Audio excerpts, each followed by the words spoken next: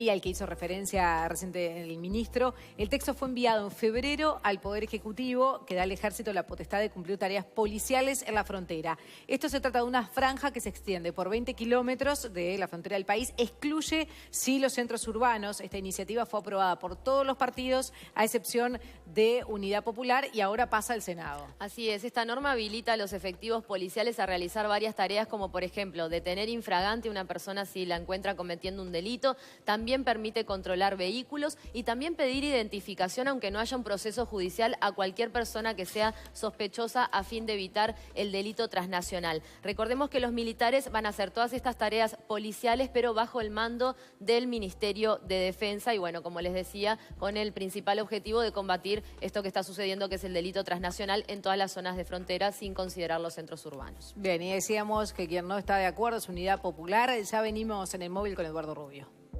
Y vamos derecho al móvil de Desayunos Informales con el diputado de Unidad Popular, Eduardo Rubio. Buenos días, gracias por recibirnos. Buenos días, gracias por estar acá en el despacho. Bien. Hola, Eduardo, ¿cuáles son los principales cuestionamientos a esta iniciativa? Bueno, son esenciales, ¿no? Nosotros sostenemos una concepción del papel de las Fuerzas Armadas dentro del marco de lo que se llama la doctrina de la defensa nacional. Una doctrina que ha sido alimentada por el aporte de personalidades que tienen que ver con la teoría del papel del Ejército, de las Fuerzas Armadas. Yo pongo en primer lugar al general Vítor Di Cantro, quien se opuso con fundamento y como militar a involucrar a las Fuerzas Armadas en las tareas de preservación del orden interno. Lo que se votó el otro día en diputados no es que el Ejército cuide la frontera, eso no es así. Tal como lo relataba la periodista que leía parte de la ley, se le adjudican al Ejército tareas absolutamente policiales. Te van a parar, o sea, más de lo que puede hacer la policía hoy. Te van a parar en cualquier lugar, te van a pedir documentos, te van a parar el coche, te lo van a revisar, van a actuar en caso de encontrarte en flagrante delito, cosa que hoy no pueden hacer las Fuerzas Armadas, porque las Fuerzas Armadas tienen otro papel. Las Fuerzas Armadas están entrenadas para la guerra, para defender la soberanía del país, para enfrentarse a un enemigo exterior, ¿verdad? No están entrenadas ni es su función el preservar el orden interno, que implica otra categoría de acciones, ¿verdad? Entonces, esto desnaturaliza totalmente el rol de las Fuerzas Armadas, se da un paso peligroso, ¿verdad? No estamos hablando de la línea fronteriza, estamos hablando solo en la frontera con Brasil de 20.000 kilómetros cuadrados que quedan bajo la órbita de las Fuerzas Armadas. Eduardo, eso está militarizado. Y me causa mucha gracia lo de los centros, excepto los centros urbanos. La ley autoriza a los militares a actuar si te encuentran en flagrante delito, ¿verdad? Supongamos que ven una rapiña o un hurto y persiguen al delincuente y este entra al centro poblado. Vamos a empezar la Coronilla en Ruta 9. ¿Qué hacen? ¿Paran en la entrada del pueblo?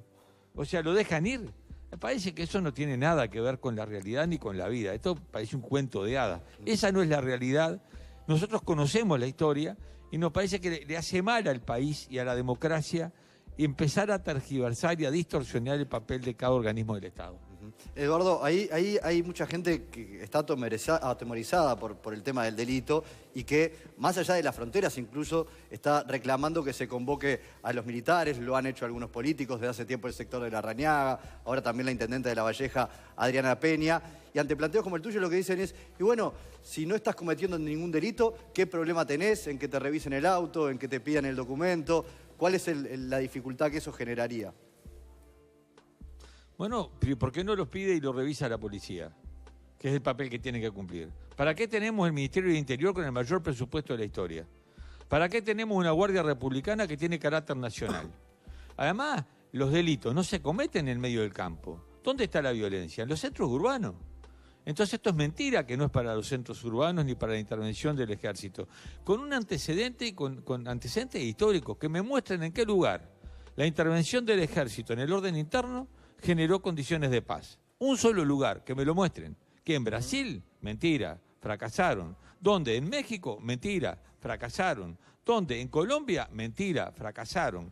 O sea, es muy embromado cobrar al grito. Yo sé que hay y que tenemos todos, ante la gravísima situación de inseguridad que vivimos, de violencia social creciente, ansiedad de encontrar soluciones. Ahora, para cada problema hay un camino de solución. No es que vos puedas darle cualquier remedio a determinada enfermedad, porque capaz que la agravás.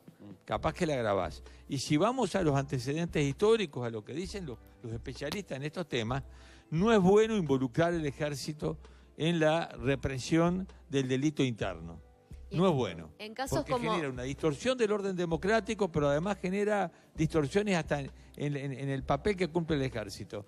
Y acá reafirmo otro concepto nuestro: nos hemos opuesto permanentemente al envío de nuestras Fuerzas Armadas a las mal llamadas misiones de paz, donde cumplen tareas policiales, como el caso de Haití, porque esto es parte de una concepción que viene enrabada y lo vemos claramente expresado en Brasil.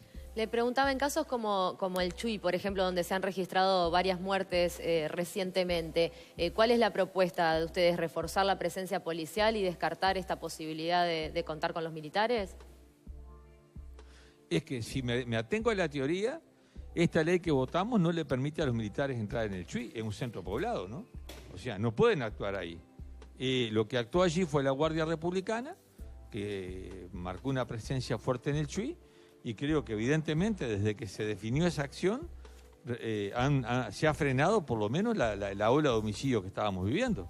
Pero o sea, poner el ejemplo de lo que pasa en el Chuy, o lo que pasa en Rivera, o lo que pasa en Minas, nada de esos hechos son resueltos por esta ley que se votó teóricamente. Yo estoy convencido que eso es mentira, que una vez que habilitaste los 20 kilómetros de la frontera, no hay frontera de centros urbanos, porque es imposible, la vida lo impide. Pero en la teoría, nada de esto, nada de lo que está sucediendo en los centros poblados va a ser resuelto por esta militarización de la frontera. Bien, Eduardo Rubio, muchísimas gracias por este Un abrazo, móvil. Eduardo. Gracias. Gracias a ustedes, saludos por allí. Hasta luego, buena jornada. Bien, y hablamos...